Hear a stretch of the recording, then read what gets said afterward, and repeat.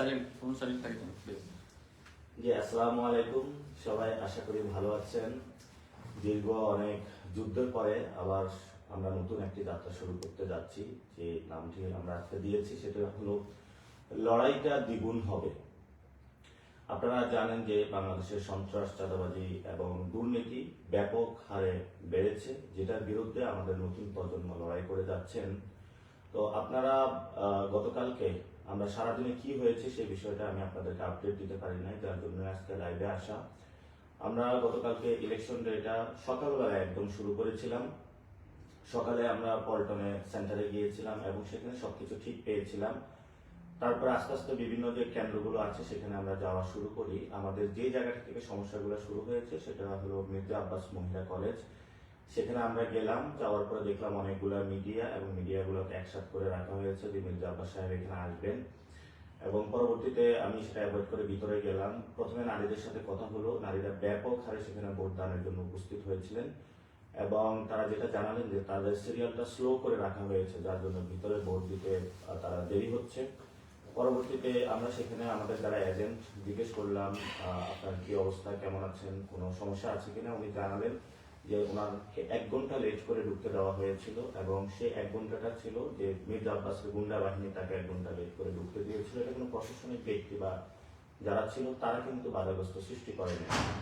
এর পরবর্তীতে আপনারা একটা ইত্তেফাকের যে নিউজ লাইভে আপনারা দেখেছিলেন যে আমাকে অবরুদ্ধ করে রাখা হয়েছিল। প্রথমে আমি রেলওয়ে কলোনি যে স্কুলটা আছে স্কুলে ঢুকলাম। ঢোকার পরে যে আমার সাথে 2 জন তারা অ্যালাউ করেছিল প্রশাসনের জায়গা থেকে যে আপনি 2 জনকে নিয়ে ঢুকতে পারবেন কেন্দ্র পরিদর্শনে। আমি যখন ভিতরে গেলাম প্রথমেই এক ব্যক্তিকে দেখলাম, তার হাতে হলো সিল দেওয়া অর্থাৎ সাইনটা লাগানো। তাকে জিজ্ঞেস করলাম আপনি ভোট দিয়েছেন কিনা। উনি বললেন হ্যাঁ ভোট দিয়েছি। তো আমি বললাম আপনার এখানে কাজ কি। উনি বললেন যে আমি এখানে পরিদর্শন করতেছি। তো আমি একটু পরে গিয়ে আরো কয়েকজনকে পেলাম যারা ভোট দিয়ে দিয়েছে কিন্তু হলো কেন্দ্র পাহারা দিচ্ছে, ভিতরে ধানের পক্ষে কাজ করতেছে। তো তাদেরকে বললাম, প্রিজাইডিং অফিসারকে আমি ডাকলাম। প্রিজাইডিং অফিসার আসার পরে তাকে বললাম তাদেরকে বের করে দিন। প্রিজাইডিং অফিসার চুপ করে থাকলো। এর মধ্যে ধানের শীষে যে একজন এজেন্ট আছে সেও আমার কাছে চলে আসলো। আসার পরে বলল যে আপনি এখানে ঢুকছেন কেন। আমি বললাম আমি যেহেতু প্রার্থী আমার তো পরিদর্শনের সুযোগ আছে। এবং উনি দেখলাম প্রিজাইডিং অফিসারের সাথে সব জায়গা হলো বিভিন্ন জায়গায় ঘোরাফেরা করতেছে। তো আমি প্রিজাইডিং অফিসারকে বললাম এজেন্ট তো ভিতরে থাকবে, আপনি তাকে বাইরে নিয়ে কেন ঘোরাফেরা করেন। উনি কোনো উত্তর দিতে পারলো না। তো পরবর্তীতে সেখানে আমরা পরিদর্শন করে শেষ করে যখন বের হলাম, বের হওয়ার পরে আমাদের স্লেজিং বিভিন্ন কটু কথা শুরু করলো এবং একটা লোক বাহির থেকে প্রথমে বলতেছিল এতদিন সহ্য করেছি পাটোয়ারি, আর সহ্য করবো না, আজকে তোমাকে খেয়ে ফেলবো, যেটা আপনারা মিডিয়ার মাধ্যমে দেখেছেন। তো আমরা একটু সামনে আসার পরেই আমার পিছন একদম নিচ থেকে হলো লাঠি দেওয়া শুরু করলো। সেটা আমাদের সাথে যারা ছিল তারা প্রটেক্ট করলো এবং যে ব্যক্তিটা আমাকে হুমকি দিয়েছিল একটু পরে আমার মাথার মধ্যে জোরে একটা ঘুষি মারলো এবং একটা ইট নিক্ষেপ করলো, যেটা হলো আমার পাশে যেজন ছিলেন ওনার মাথায় হলো এসে পড়লো। এবং পরবর্তীতে আর্মি আসে, আর্মি এসে আমাদেরকে উদ্ধার করে নিয়ে আসে এবং আমরা দেখেছিলাম যে পুরো শাহজাহানপুর বিভিন্ন জায়গা থেকে ছাত্রদল, যুবদলের যারা সন্ত্রাসী ছিল সবাইকে একসাথে করে নিয়ে আসা হয়েছিল। সেখান থেকে আমরা এসে আরো অনেকগুলো কেন্দ্র পরিদর্শন করলাম, অনেক জায়গায় আমরা ভালো পেয়েছি। তো ঠিক আমরা সন্ধ্যার দিকে যখন আমাদের অফিসে আমরা চলে যাই, যাওয়ার পরে ভোট কাউন্টিং শুরু হতে থাকে, তখন আসলে আমাদের কাছে ইনফরমেশন আসা শুরু করে যে বিভিন্ন জায়গায় যারা আমাদের প্রিজাইডিং অফিসার আছেন, যে ভাইরা দায়িত্ব নিয়েছিলেন তাদেরকে হলো বিভিন্ন জায়গায় হলো সমস্যার সৃষ্টি করতেছে, যাতে ভোট কাউন্টিংটা যাতে হলো ধানের শীষে পক্ষে হলো বেশি দেওয়া শুরু করে। এবং আমরা খুঁজে নেওয়া শুরু করলাম আমাদের এই শাপলাগুলির যারা এজেন্ট ছিল তাদেরকে হুমকি দুমকি দিচ্ছে এবং বিভিন্ন জায়গায় হলো তাদেরকে হুমকি দুমকি দেওয়ার মাধ্যমে তাদেরকে মির্জা আব্বাসের বাহিনী যে আমরা টাকা পয়সা দিব, তারা জোর শুরু করলো যে ধানের শীষের পক্ষে এই জায়গাটা আপনাদের রায়টা বাড়িয়ে দিতে হবে। তারা আমাদের কাছে অভিযোগ করা শুরু করলো। আমরাও বিভিন্ন জায়গায় যাওয়া শুরু করলাম এবং পরবর্তীতে খোঁজ নিয়ে দেখলাম যে কেন্দ্র ভিত্তিক তারা সন্ধ্যার পরে যখন আমাদের রেজাল্টগুলো আমাদের ভালো আসা শুরু করলো, তারা একযোগে সকলগুলো কেন্দ্রে অ্যাটাক করলো। আমাদের এত বাহিনী বা এত বড় বাহিনীকে মোকাবেলার শক্তি সামর্থ্যটা ছিল না। বিভিন্ন জায়গায় তারা সন্ত্রাসীদেরকে একসাথে করলো বহিরাগত জায়গা থেকে এবং তারা প্রত্যেকটা কেন্দ্রে তারা অ্যাটাক শুরু করলো। আমাদের কাছে প্রত্যেকটা জায়গা থেকে কল আসা শুরু করলো যে আপনাদের কেন্দ্রগুলো অ্যাটাক হচ্ছে, আপনাদের এখানে এই জায়গায় প্রবলেম, ওই জায়গায় প্রবলেম। আমরা এত বেশি মেসেজ আসতেছিল, ফোন আসতেছিল, আমরা সব জায়গাটা আসলে সামাল দিতে পারি নাই। কারণ আমরা প্রত্যেকটা কেন্দ্রে 100 জন স্বেচ্ছাসেবক বাহিনী রেখেছিলাম, কিন্তু 100 জন স্বেচ্ছাসেবকের বাহিনী জায়গায় তারা হলো 500 জন 600 জন এবং প্রত্যেকে চিহ্নিত যারা সন্ত্রাসী ছিল তাদের নেতৃত্বে তারা কেন্দ্রগুলো অ্যাটাক শুরু করে। তো পরবর্তীতে আমরা যখন শুনতে পেলাম বিভিন্ন জায়গায় মির্জা আব্বাসের বাহিনীগুলো এবং মির্জা আব্বাসের ওয়াইফ স্বয়ং বিভিন্ন কেন্দ্রে গিয়ে তার পক্ষে যারা প্রিজাইডিং অফিসার আছে তাদেরকে হুমকি ধমকি দেওয়া শুরু করলো। এর মধ্যে আমরা বঙ্গভবনে যে কেন্দ্রটি ছিল প্রাথমিক বিদ্যালয় সেখানে আমরা খোঁজ নিয়ে দেখলাম যে সেখানে হলো যে জায়গাটা হলো বক্সের ভিতরে সিল না পড়ার কথা বাহিরে সিল দিয়েছে তারা সেটা ইনক্লুড করতে চাচ্ছে। সেখানে আমি ম্যাজিস্ট্রেটের সাথে কথা বললাম, ম্যাজিস্ট্রেট বললো আমি চিফ রিটার্নিং যিনি আছেন রিটার্নিং কর্মকর্তা ওনার সাথে কথা হয়েছে, উনি আমাকে নির্দেশনা দিয়েছেন যে যাতে ব্যালটের বক্সের বাহিরে যেগুলো সিল পড়েছে সেগুলো ইনক্লুড করার জন্য। পরবর্তীতে বললো যে তারা আমি প্রিজাইডিং যিনি অফিসার তাদের সাথেও সেখানে কথা বললাম, তারা বললো হ্যাঁ আমরা এরকম নির্দেশনা পেয়েছি। পরবর্তীতে আমি ডিরেক্ট ডিসি যিনি রিটার্নিং কর্মকর্তা তার অফিসে চলে যাই। অফিসে যাওয়ার পর আরো ভয়ঙ্কর সংবাদ শুনতে পেলাম ছাত্রদল যুবদলের সন্ত্রাসীরা অ্যানেক্স বিল্ডিং এ যেখানে প্রায় তারা 1000 ভোট জালিয়াতি করেছিল সেখানে গিয়ে তারা সবাইকে অবরুদ্ধ করে রাখে। পরবর্তীতে আমরা এই ডিসিকে বললাম যে আপনি তাদেরকে উদ্ধার করার ব্যবস্থা করুন এবং সেখানে যারা আছেন কেন্দ্রটা রক্ষা করুন। ডিসি যখন পুলিশ এবং আর্মিকে ফোন দিল, আর্মি বললো আমি সেখানে মুভ করতে পারবো না, ভার্সিটি প্রক্টরের অনুমোদন লাগবে। তো আমরা জিজ্ঞেস করলাম তাহলে আপনি সেখানে কেন্দ্র দিয়েছেন কেন, আপনার আন্ডারে তো কেন্দ্র। পরবর্তীতে অনেক চাপাচাপি করার পরে তারা পুলিশ এবং বিজিবি পাঠিয়ে অ্যানেক্স বিল্ডিং এর সেই ব্যালট বক্সটা তারা উদ্ধার করে এবং সেটা নিয়ে আসে এবং সেখানে প্রায় 1000 ভোট আমাদেরকে কম দেখানো হয়েছে। এর মধ্যে আমরা খোঁজ পাইলাম যে ইস্কাটন স্কুলে হলো মির্জা আব্বাসের ওয়াইফ সেখানে গিয়ে নতুন করে আবার ভোটগুলা রিডিং করা শুরু করেছেন এবং কাউন্টিং করা শুরু করেছেন। এর মধ্যে আমাদের কাছে একটি ভয়েস রেকর্ড আসলো যে সকল প্রিজাইডিং অফিসারের প্রতি নির্দেশনা দেওয়া হয়েছে ব্যালট বক্সের বাহিরে যে সিলটা পড়েছে এটা কিন্তু নির্বাচন কমিশনের নিয়ম অনুযায়ী সে ভোটটা কাউন্ট হওয়ার কথা না, সেই জায়গাটাও প্রিজাইডিং অফিসারদের জন্য নির্দেশনা দেওয়া হয়েছে এবং উনি ছিলেন মির্জা আব্বাসের ভাগিনা আদিত্য। এটাও শুধু নয়, বিভিন্ন জায়গায় আরো অনেক জায়গায় যেমন হলো আবুজর গিফারি কলেজ এবং শহীদ ফারুক যে স্কুল আছে সেখানে জাহাঙ্গীরের বাহিনী ও ইঞ্জিনিয়ার সুজনের যারা ছেলেপেলেরা সেখানেও তারা অ্যাটাক শুরু করলো। অন্যদিকে শান্তিবাগ প্রাইমারি স্কুলে মনার বাহিনী এবং আজিজ হাফিজের নেতৃত্ব হলো অ্যাটাক শুরু করলো। শান্তিবাগ উচ্চ বিদ্যালয়ের ফজলে রুবায়েত পাপ্পু এক্স কমিশনার আদি মগার ছেলে মিজানেরা সেখানে অ্যাটাক শুরু করলো এবং মিলেনিয়াম যে স্কুল রয়েছে সেখানে হলো মিলেনিয়াম ইউনিভার্সিটি যে রয়েছে সেখানে মির্জা আব্বাস ও তার ছেলে গিয়ে হলো ভোট চেকিং করা শুরু করলো। অর্থাৎ প্রথমেই যখন ভোটের ফলাফলটা আসা শুরু করলো তাদের মাথা নষ্ট হয়ে গিয়েছিল। পরবর্তীতে সবগুলো কেন্দ্রে তারা অ্যাটাক শুরু করে এবং কোথাও মির্জা আব্বাসের ওয়াইফ গিয়েছে, কোথাও মির্জা আব্বাস গিয়েছে, কোথাও তার ছেলে গিয়েছে, কোথাও তার বাগিনা গিয়েছে, কোথাও যারা কমিশনার ছিল তারা গিয়েছে, কোথাও তারা যারা মাস্তান ছিল তারা গিয়েছে। এর পরবর্তীতে আমরা খোঁজ পেলাম যে আমাদের সিদ্ধেশ্বরী দুইজনকে হলো বোনকে আটক করে রাখা হয়েছে যারা এজেন্ট ছিল। পরবর্তীতে আমি হলো সেখানে যে ম্যাজিস্ট্রেট ছিলেন তার সাথে যোগাযোগ করলাম। ম্যাজিস্ট্রেট আমাকে জানালেন যে ইস্কাটনের অবস্থা খারাপ, আমি এটা শেষ করে তারপর হলো সিদ্ধেশ্বরীতে যাব। তো আমি বললাম যে আপনারা যদি এইভাবে করেন তাহলে তো আমাদেরকেও মাঠে নামতে হবে। তো কমিশনার যিনি ওইখানে আটক করে রাখা হয়েছে যাকে, উনি বললেন আমাকে 10টা মিনিট আপনারা সময় দেন, আমি এটা শেষ করে ওইখানে গিয়ে আমি কথা বলতেছি। তো আমরা ঠিক আছে, আমরা বললাম যে আমরা 10 মিনিট অপেক্ষা করতেছি, আমাদের বোনকে আমাদের দ্রুত উদ্ধার করতে হবে। তিনি সেখানে শেষ করে তারপরে সেখানে গিয়ে আমাদের বোনদেরকে উদ্ধার করেন। অর্থাৎ আমি যখন এই কথাগুলো বলছি আমি গতকালকে ঠিক এই মোমেন্ট গুলা নিয়ে তখন হলো আমি ডিসি অফিসে বসে আছি, ডিসি কাউকে বলতেছেন নির্দেশনা দিচ্ছেন কিন্তু তারাও কোনো কিছু মানতেছে না। পুলিশ পুরা প্রশাসন হলো একদিকে হেলে গিয়েছিল। আমরা যেই কমপ্লেন গুলো করছিলাম আমাদের কোনো কমপ্লেনের উত্তর দিচ্ছিল না। তো ইতিমধ্যে পুরা আমাদের যিনি আহ্বায়ক নাহিদ ইসলাম বলেছিলেন ঢাকা 8-এ আসার জন্য, কারণ যেই জনশক্তি আমাদের ছিল বিভিন্ন কেন্দ্রে দিয়েছিলাম সেটা হলো এক জায়গা থেকে আরেক জায়গায় দৌড়াদৌড়ি করতে গিয়ে আমাদের সবার খুব বাজে অবস্থা হচ্ছিল। এর মধ্যে আমরা ফেসবুকে দেখলাম বিভিন্ন কেন্দ্রে রিগিং হওয়া শুরু করেছে। এর আগের দিন যখন পরিবার সংস্কৃতি বিকাশ কেন্দ্র হলো জাল ভোট করার জন্য একদল সন্ত্রাসী একত্রিত হয়েছিল তখন আমরা 10-15 জনকে পাঠিয়েছিলাম। আমাদের প্রত্যেকটা ব্যক্তিকে হলো রাস্তায় ফেলে পিটানো হয়েছে, ঘুষি দেওয়া হয়েছে, কিল দেওয়া হয়েছে, প্রত্যেকটা ব্যক্তি আহত করা হয়েছে। তো আমরা তারপরে ওই দিন হলো কেন্দ্রটা রক্ষা করি। তো আমাদের ঢাকা 8-এ যেই এক্সপিরিয়েন্সটা অর্জন হয়েছে সেটা হলো প্রত্যেকটা কেন্দ্র ভিত্তিক তারা হলো সন্ত্রাসীদেরকে জড়ো করেছে এবং যিনি প্রার্থী ছিলেন, প্রার্থীর যিনি ওয়াইফ ছিলেন, ভাগিনা ছিলেন, ছেলে ছিলেন, তার যে সন্ত্রাসী লালিত পালিত যে সন্ত্রাসী বাহিনী ছিলেন প্রত্যেকে বিভিন্ন জায়গায় গিয়ে হলো কেন্দ্রগুলো দখল করেছেন এবং সেগুলো তাদের ম্যানিপুলেট করে তাদের ফেভারে নিয়ে যাওয়ার চেষ্টা করেছেন। আমি যখন রিটার্নিং কর্মকর্তার অফিস থেকে বসেছিলাম, একটু পরে হলো মির্জা আব্বাসের ওয়াইফ হলো সেখানে আবার এসেছেন অনেক মানুষ নিয়ে।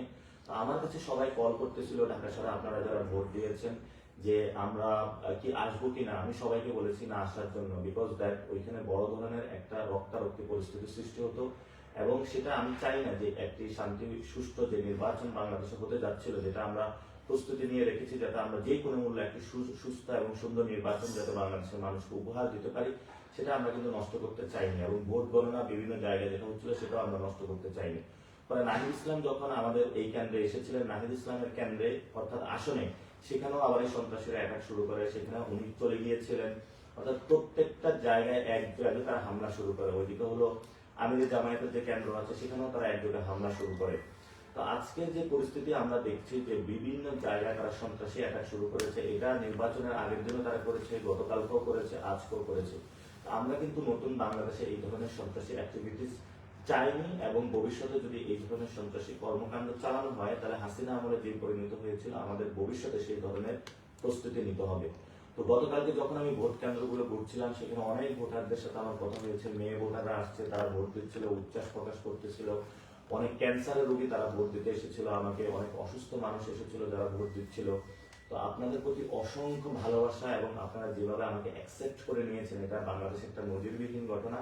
আমি সবাইকে আপনাদের আমার অন্তরের অন্তঃস্থল থেকে আপনাদেরকে ভালোবাসা এবং মোবারক জানাচ্ছি। আপনারা নতুন বাংলাদেশে যে লড়াইটা শুরু করেছেন, সেই লড়াইয়ে আমরা ঐক্যবদ্ধভাবে ঐক্যজোট হয়েছি, এবং নতুনভাবে আমরা এই লড়াইটা আরো দ্বিগুণ গতিতে শানিত করব, যাতে নতুন বাংলাদেশ আমরা গঠন করতে পারবো।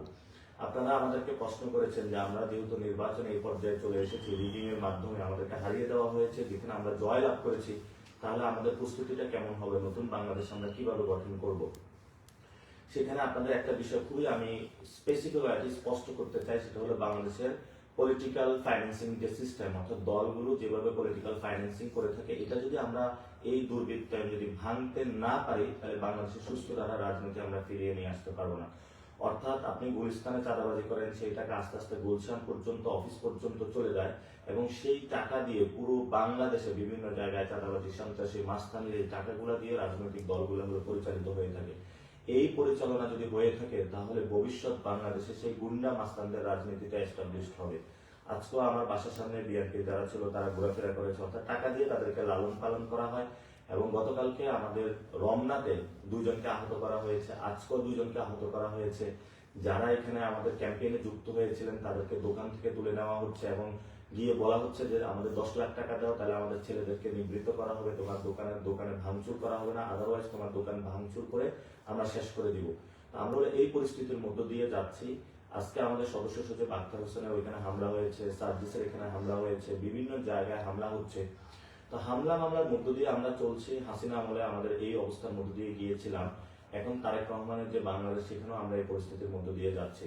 তো নতুন বাংলাদেশে যেটা আমরা বলতে চাচ্ছি, যে আমরা লড়াইটা দ্বিগুণ করবো। নাসিরউদ্দিন যেভাবে আপনাদের দোকানে গিয়ে চা খেয়েছেন, আপনাদের বাসায় গিয়েছেন, আপনাদের সাথে ক্যাম্পেইন করেছেন, আলোচনা করেছেন, নতুন বাংলাদেশে গঠনের স্বপ্নগুলো বলেছেন, ঠিক তেমনি ভাবে আপনারা আমাকে সেভাবে পাবেন। মসজিদগুলোতে নামাজে পাবেন, মা বোনদের সাথে আড্ডায় পাবেন, এবং রাস্তার পাশে যে দোকানে চায়ের টেবিল, সে চায়ের টেবিলে আড্ডায় পাবেন, যেখানে আমরা নতুন বাংলাদেশের স্বপ্নগুলো বুনবো। এবং ঢাকা 8-এ আমি বলেছিলাম যে চাঁদাবাজ, সন্ত্রাস এবং দুর্নীতির বিরুদ্ধে আমাদের লড়াইটা চলবে। ইনশাআল্লাহ আমাদের লড়াইটা চলবে, আমাদের লড়াই কোনোভাবেই বন্ধ করা যাবে না। আপনারা সবাই যে যার জায়গা থেকে মোবাইলগুলো প্রস্তুত রাখবেন। যদি কোনো ভাইকে আহত করা হয় বা কোনো আনইউজুয়াল আপনারা অ্যাক্টিভিটিস গুলো দেখেন, সেই অ্যাক্টিভিটিস গুলোর বিরুদ্ধে আপনারা সেখানে প্রতিবাদ জারি রাখবেন।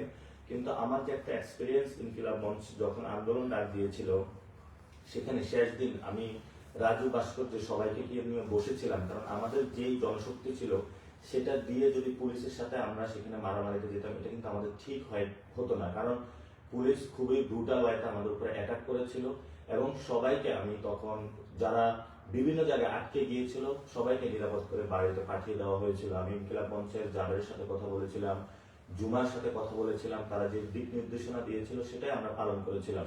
তো গতকালকে যদি সবাই আমরা ফিল্ডে আসতাম, সেই ধরনের একটি রক্তক্ষয়ী সংঘর্ষ বাংলাদেশের অভ্যুদয় ঘটতো, যেটা আমি কখনোই চাইনি। কারণ আমরা যারা তরুণরা রয়েছে, আমরা নতুন একটি বাংলাদেশ চাই, যে বাংলাদেশে আমরা কোনো সন্ত্রাসী, রক্তপাত, হানাহানি, রাহাজানি আমরা চাই না। এখানে আমরা সুন্দরভাবে বসবাস করতে চাই, প্রত্যেকের নিরাপত্তা দিতে চাই, প্রত্যেকের সাথে ভালোবাসার সহিত বসবাস করতে চাই। তো আমরা ঢাকা আর্টে যে বিষয়টি করব সেটা হলো আমাদের যে 8 দফা ইস্তেহার দেওয়া হয়েছে শহীদ ওসমান হাদি ভাইয়ের হত্যার বিচার, সেই বিচার নিয়ে আমরা মাঠে অ্যাক্টিভিটি চালাবো এবং আমরা ভোকাল থাকবো। আপনারা দেখেছিলেন যখন ইনকিলাব মঞ্চ মাঠে নেমেছিল তখন বলা হয়েছিল যে ইলেকশন বানচাল করার জন্য। এখন তো ইলেকশন হয়েছে, তাহলে এখন কেন শহীদ ওসমান হাদি ভাইয়ের হত্যাকাণ্ডের বিচার নিয়ে কথা বলছে না তারা? আমি তারেক রহমানের প্রতি অনুরোধ জানাবো, আপনি যেই প্রথম যে ভাষণটা দিবেন সেই ভাষণে অবশ্যই শহীদ ওসমান হাদি ভাইয়ের হত্যাকাণ্ডের বিচারের নিয়ে আপনার প্রতিশ্রুতি থাকতে হবে। সাথে সাথে বাংলাদেশের সন্ত্রাস, চাঁদাবাজি, দখলদারিত্ব, মাস্তানির যে রাজনীতি চলছে সেটার বিরুদ্ধে স্টেটমেন্ট থাকতে হবে। কারণ আপনি বলেছিলেন আপনি নতুন বাংলাদেশ গঠন করতে চান। আপনারা জানেন যে আমাদের ঢাকা মেডিকেল থেকে বিভিন্ন জায়গায় স্বাস্থ্য ব্যবস্থা ভেঙে পড়েছে, যার কারণে আমাদের ইন্ডিয়াতে যেতে হয়। তো সেই জায়গায় যদি আমরা নতুনভাবে বাংলাদেশের স্বাস্থ্য ব্যবস্থা গড়ে তুলতে পারি তাহলে হয়তো বা বিদেশি যারা দেশগুলো রয়েছে সেখানে আমাদের শরণাপন্ন হতে হবে না। আপনারা জানেন অনেক আমাদের আহত ভাই হয়েছিল যাদেরকে আমরা বাংলাদেশে চিকিৎসা দিতে পারিনি, বিদেশে পাঠাতে হয়েছিল। তো বাংলাদেশে যদি চিকিৎসা ব্যবস্থা উন্নত থাকতো অনেক ভাইকে আমরা রক্ষা করতে পারতাম। আমরা সেখানে শিক্ষার কথা বলেছি, যেখানে বিকারুন্নেসা, সিদ্ধেশ্বরী, বিভিন্ন স্কুল কলেজগুলোতে শিক্ষা বাণিজ্য হয়, সেই ভর্তি বাণিজ্য আমরা বন্ধ করার কথা বলেছি। আমাদের সেই লড়াইগুলো চলমান থাকে, যেখানে ভর্তি বাণিজ্য হবে সেখানে আমরা যাব, যেখানে সন্ত্রাস হবে সেখানে আমরা যাব, দখলদারিত্ব, চাঁদাবাজি হবে সেখানে আমরা যাব এবং আমাদের প্রতিবাদগুলো জারি রাখবো। আমরা প্রতিবাদ থেকে এক চুলো ইনশাআল্লাহ সরব না, কারণ এই নাসিরউদ্দিন পাটোয়ারি যতদিন জীবিত থাকবে ততদিন দ্বিগুণ শক্তিতে চাঁদাবাজি, সন্ত্রাস এবং দখলদারিত্বের বিরুদ্ধে তার লড়াইটা চালিয়ে যাবে। সবাই আপনারা পাশে থাকবেন। যদি সবাই পাশে থাকেন, আমরা সবাই একসাথে ঐক্যবদ্ধভাবে নতুন বাংলাদেশ গঠন করতে পারি, তাহলে ভারতীয় আধিপত্যবাদ থেকে আমরা মুক্তি পাবো এবং আমাদের যারা নারী সমাজ রয়েছে তাদের জন্য নতুন একটি বাংলাদেশ গঠন করতে পারবো, আলেম ওলামাদের জন্য একটি নতুন বাংলাদেশ গঠন করতে পারবো। আপনারা জানেন যে বাংলাদেশের অর্থনৈতিক কাঠামো ভেঙে পড়েছে, পণ্যের দাম বেড়ে গিয়েছে, সামনে রমজান আসছে। এই রমজানে তারেক রহমান এবং যারা সরকার গঠন করবে তাদেরকে অবশ্যই এটা প্রতিশ্রুতি দিতে হবে বাংলাদেশের সামনে যে এই রমজানে কোনো ধরনের সিন্ডিকেট তারা রাখবে না। যদি সেই আবার পুরাতন সিন্ডিকেট গুলো তারা ফিরিয়ে আনার চেষ্টা করে তাহলে আমরা শক্ত হাতে এর প্রতিবাদ করবো ইনশাআল্লাহ। আমাকে অনেক ধরনের হুমকি ধামকি দেওয়া হচ্ছে এবং আমার বাসার পিছনে পাশে সব জায়গায় তারা লোক নিয়োজিত করে রেখেছে, বিভিন্ন যে আন্ডারগ্রাউন্ড সন্ত্রাসী তাদেরকে তারা অ্যাক্টিভ করেছে। এবং আপনারা আজকে দেখেছেন, আমি গতকালকে বলেছিলাম লাঙ্গল এবং ধান একাকার হয়ে গিয়েছে এবং লাঙ্গলের মধ্য দিয়ে আওয়ামী লীগ আসতেছে, আওয়ামী লীগের মধ্য দিয়ে ভারত বাংলাদেশে আবার তার সেই যে অ্যাগ্রেসিভ অ্যাটাক সেটা শুরু করবে। তো আজকে আপনারা দেখেছেন আওয়ামী লীগের একটি কেন্দ্র উদ্বোধন করা হয়েছে, অফিস উদ্বোধন করা হয়েছে, অর্থাৎ তাদের সাথে একটা চুক্তি হয়েছিল, প্রিয় আওয়ামী লীগ তোমরা আমাদেরকে ভোট দিবা এবং ভোটের মধ্য দিয়ে তোমাদের সকল যে অফিসগুলো রয়েছে আমরা খুলে দিব। আমরা বাংলাদেশে বেঁচে থাকতে একটা আহ্বান জানাচ্ছি, বাংলাদেশে আমরা যতদিন থাকবো ততদিন আওয়ামী লীগের বিচার হওয়া পর্যন্ত, বিচার যে রায় দিবে অর্থাৎ জনগণের মধ্যে তাদের যে রায় আসবে সে রায় বাস্তবায়িত হওয়া পর্যন্ত তাদের কোনো অফিস তারা খুলতে পারবে। এবং আওয়ামী লীগের যে আমরা যারা শহীদ হয়েছিল, আহত হয়েছিল, তাদের হত্যাকাণ্ডের বিচার হওয়ার পরে আওয়ামী লীগের বিষয়ে বাংলাদেশের মানুষ সিদ্ধান্ত নিব। এবং আপনারা জানেন যে সংস্কার প্রক্রিয়া হাবুট যেটা এসেছে সেটাতে বাংলাদেশে জয়ী হয়েছে এবং জনগণ অভূতপূর্ব সাড়া দিয়েছে। কিন্তু আমরা শুনতে পাচ্ছি 200 এর বেশি আসন পাওয়ার কারণে বিএনপি এই বিষয়টা বানচাল করার চেষ্টা করবে। আমরা সেই জায়গায় এই দলকে বলবো বানচাল করার চেষ্টা করবেন না, কারণ হাসিনা আমলে আমরা দেখেছিলাম তারা যখন জনগণের বিরুদ্ধে গিয়েছিল তাদের অনেক বড় রাজত্ব ছিল, সেই রাজত্বগুলো খান খান হয়ে গিয়েছিল। তো আপনারা যতই বড় রাজত্বের স্বপ্ন দেখেন না কেন, এই স্বপ্নগুলা ঘুমের মধ্যেই দেখেন। বাংলাদেশে এই রাজত্ব ভাঙতে বেশি দিন সময় লাগবে না বাংলাদেশের মানুষের। আমি পুরো বাংলাদেশের মানুষকে ঐক্যবদ্ধ হওয়ার আহ্বান জানাচ্ছি, বিশেষত প্রিয় জেনজি এবং যারা তরুণ প্রজন্ম। আমরা জানি আপনারা দুর্নীতির বিরুদ্ধে আছেন, সন্ত্রাসের বিরুদ্ধে আছেন, চাঁদাবাজের বিরুদ্ধে আছেন, দখলদারিত্বের বিরুদ্ধে আছেন। এই লড়াইটা আমাদের থামানো যাবে না, এই লড়াইটা আমাদের কারো একার না, এই লড়াইটা আমাদের সবার। এবং আমরা জানি আমাদের যারা সিনিয়র সিটিজেন রয়েছেন তারা এস্টাবলিশমেন্টের অংশের মধ্যে রয়েছেন। এই নির্বাচনটা ছিল ওল্ড ভার্সেস নিউ, অর্থাৎ এস্টাবলিশমেন্টে যারা রয়েছেন তারা নতুনদেরকে মানতে পারে নাই। সেখানে নির্বাচন যে প্রক্রিয়া এটা একটা আই ওয়াশিং লোক দেখানো কাজ করা হয়েছে, যেখানে বড় ধরনের ইঞ্জিনিয়ারিং করা হয়েছে, সেগুলো দেশবাসীর সামনে স্পষ্ট, আপনাদের সামনে স্পষ্ট। সেই জায়গাটা থেকে আমরা বলবো নতুন বাংলাদেশে এই নির্বাচন প্রক্রিয়া ঠিক করতে হবে, যে নির্বাচন প্রক্রিয়ার মধ্য দিয়ে যারা বিজয়ী তারাই সত্যিকার অর্থে বিজয়ী হবে। পেশি শক্তির রাজনীতি থেকে বেরিয়ে আসবো, আমরা দখলদারিত্বের রাজনীতি থেকে বেরিয়ে আসবো এবং সন্ত্রাসীর যে রাজনীতি সেটা থেকে আমরা বেরিয়ে আসে নতুন একটি বাংলাদেশে ইনশাল্লাহ সবাই যোগ দিব। আপনারা সবাই ঐক্যবদ্ধ থাকবেন। বিশেষত প্রিয় মা এবং বোনেরা, আপনারা অনেক কষ্ট করেছেন, অনেকে মেহেদি উৎসব করেছেন, অনেকে রোজা রেখেছেন, অনেকে নফল নামাজ পড়েছেন। প্রিয় বাবারা, আপনারা অনেকে কান্না করেছেন জায়নামাজে, আপনারা অনেকে রোজা রেখেছেন। আমি এই ঋণ কখনো আপনাদের শোধ করতে পারবো না। আমি শুধু একটা বিষয় দিয়ে শোধ করব, আমি আপনারা যেই লড়াইয়ে আমাকে সহযোগিতা করেছেন সেই লড়াইটা ইনশাল্লাহ আমি চালিয়ে যাব। আপনারা যেভাবে মসজিদের বারান্দা আমাকে পেয়েছেন সেভাবেই পাবেন, রাজপথে যেভাবে স্লোগানে পেয়েছেন সেভাবেই পাবেন, যেভাবে ক্যাম্পেইনে অন্যায়ের বিরুদ্ধে আমাকে পেয়েছেন সেভাবেই পাবেন। যারা সন্ত্রাস, চাঁদাবাজি এবং দখলদারিত্ব করেও ইলেকশন ইঞ্জিনিয়ারিং মধ্যে মাসল পাওয়ারের মাধ্যমে সংসদে যাচ্ছে, আমরা ভবিষ্যৎ বাংলাদেশে তাদেরকেও দেখে নিব। উসমান হাদি ভাই বলে গিয়েছিলেন তাদের গুম হারাম করে দেওয়ার জন্য আমরা সত্যিকার অর্থে তাদের গুম হারাম করে দিব এবং নতুন বাংলাদেশ গঠন করব। আমরা আজকে দেখতে পাচ্ছি প্রশাসনের অনেকেই নতুন করে আগ্রহী হয়েছেন অত্যাচারের স্টিম রোলার চালানোর জন্য। প্রিয় ভাই, আমরা আপনাদেরকে বলবো, আপনাদের দেখেছেন কত নির্যাতনের মধ্য দিয়ে আমরা গিয়েছি। আর নয় নির্যাতন, জল কামান, লাঠির বাড়ি, এবার দ্বিগুণ গতিতে আমরা ফেরত দেব। প্রশাসনের বাইরেকে আমরা বলবো, এই কল্পনা ভুলেও করবেন না যে নতুন বাংলাদেশের তরুণ প্রজন্মের পিঠের মধ্যে আঘাত করে তাদের রক্তাক্ত করে আপনারা পার পেয়ে যাবেন। আমরা পুলিশ সংস্কারের কথা বলেছি, আপনাদের বিচার এখনো হয়নি। বিচার প্রক্রিয়ার মধ্য দিয়ে প্রত্যেকটা হত্যাকাণ্ডের বিচার প্রক্রিয়ার মধ্য দিয়ে যাবে। আওয়ামী লীগের উদ্দেশ্য বলবো, অনেক ষড়যন্ত্র করেছে দিল্লিতে বসে বসে। বাংলাদেশের মানুষ এই ষড়যন্ত্রের জবাব দিয়েছে। আমরা ইলেকশন করতে সফল হয়েছি, বাংলাদেশের মানুষ। সেই জায়গায় আমরা জাতীয় পার্টি এবং আওয়ামী লীগের কফিন কবরস্থ হয়ে গিয়েছে, নতুন করে আর নাড়াচাড়া দেবার কোনো কারণ নাই, গন্ধ ছড়াবে। এই জন্য আওয়ামী লীগ এবং জাতীয় পার্টিকে বলবো বিচারের মুখোমুখি হন। আর আমরা তারেক রহমানকে বলবো, কোনোভাবেই আওয়ামী লীগকে পুনর্বাসন করার চিন্তা করবেন না। এটা বাংলাদেশের মানুষ কোনোভাবেই মেনে নিবে না। অ্যাটলিস্ট আমরা যারা রয়েছি তরুণ প্রজন্ম, আমরা কখনো মেনে নিব না। আমরা এই লড়াইটা আরো দ্বিগুণ গতিতে চালিয়ে যাব, নতুন বাংলাদেশ গঠন করব। যারা এই ক্যাম্পেইনে 40 দিনের ক্যাম্পেইনে আমাদের সাথে ছিলেন, প্রথমে আমাদেরকে বলা হয়েছিল আমাদের নাকি জামানত বাজেয়াপ্ত হবে। একদম কানের পাশ দিয়ে হলো আঘাতটা গিয়েছে। সামনে এইসব দুর্নীতি, চাঁদাবাজ, যারা সন্ত্রাসী রয়েছে সেটা আর কানের পাশ দিয়ে যাবে না, একদম মুখের উপর দিয়ে যাবে। এই জন্য বলবো, যারা গডফাদার আছেন, উচিত শিক্ষা আমরা দেওয়ার চেষ্টা করেছি, কিন্তু আপনারা ইলেকশন ইঞ্জিনিয়ারিং এর আশ্রয় নিয়েছেন। সত্যিকার অর্থে যদি বুকের পাঠা থাকতো আপনাদের, তাহলে এই ধরনের ভোট চুরির মহা উৎসবে আপনারা মারতেন না। এই যে মির্জা আব্বাস সাহেব, আপনি একজন ভোট চোর, ইতিহাসে লেখা থাকবে আপনার নাম। আপনি একজন চান্দাবাজের, ইতিহাসে লেখা থাকবে।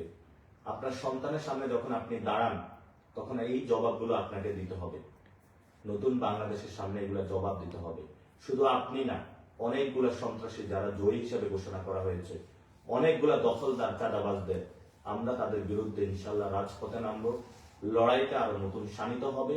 প্রিয় তরুণ প্রজন্ম, ঐক্যবদ্ধ থাকুন, সাহস হারাবেন না। আরো দ্বিগুণ সাহস নিয়ে আমরা নামবো, যে সাহসের মাধ্যমে নতুন বাংলাদেশ গঠন করব। সে যাত্রা, সে আহ্বান জানিয়ে আজকে আমি আপনাদের সাথে কথা শেষ করছি। আমার যদি এই চলার পথে কোনো ভুল ত্রুটি এই কয়েকদিনের ক্যাম্পেইন হয়ে থাকে, আমাকে ক্ষমা করে দিবেন। অনেকের সাথে উঁচু কথা বলেছি, ইনশাআল্লাহ আমি হয়তো আপনাদের যে জায়গায় রিপোর্ট দেওয়ার কথা সর্বোচ্চটা দেওয়ার চেষ্টা করেছি। ভবিষ্যতে আরো দিব এবং আমরা ইনশাআল্লাহ আগামী ইলেকশনে আরো নতুন শক্তিতে আবির্ভূত হব। আমাদের যতটুকু শক্তি এবং সাহস ছিল, এটা আরো দ্বিগুণ করব ইনশাআল্লাহ। ঢাকাতে আমরা জনগণের বানাবো, জনতারই শাসন চলবে। যদি এখানে কোনো ভাই এবং বোনদের উপর আক্রমণ করা হয়, আমরা ইনশাআল্লাহ সবাই মাঠে এসে সমুচিত জবাব দিব তাদেরকে। 1 সেকেন্ডের জন্য ইনশাআল্লাহ আমরা বসে থাকবো না। আমাদের কোনো একজন কর্মী, ঢাকা 8-এর কোনো একটি ভোটারের উপর যদি কেউ আঁচড় বসাতে চায়, আমরা কিন্তু বসে থাকবো না। আমরা সবাই ঐক্যবদ্ধভাবে নতুন ভাবে আবার মাঠে নামবো। সাহস করবেন না আপনারা, এই দুঃসাহস করবেন না। অনেক যথেষ্ট আমরা সহ্য করেছি। আমরা আপনাদের সাথে একসাথে নতুন একটি বাংলাদেশ গড়তে চাই। আপনারা হতাশ হবেন না। অনেকে কান্নাকাটি করেছেন। আমি আপনাদের সামনে আগেই কমিটমেন্ট করেছিলাম, আমি কখনো দুর্নীতি, সন্ত্রাস, চাঁদাবাজির সাথে কখনো নিজেকে জড়িত করব না। এই লড়াইটা আমরা চালিয়ে যাব। এই লড়াইটা আমার, আপনার সন্তানের জন্য, আপনার মায়ের জন্য, আপনার বোনের জন্য।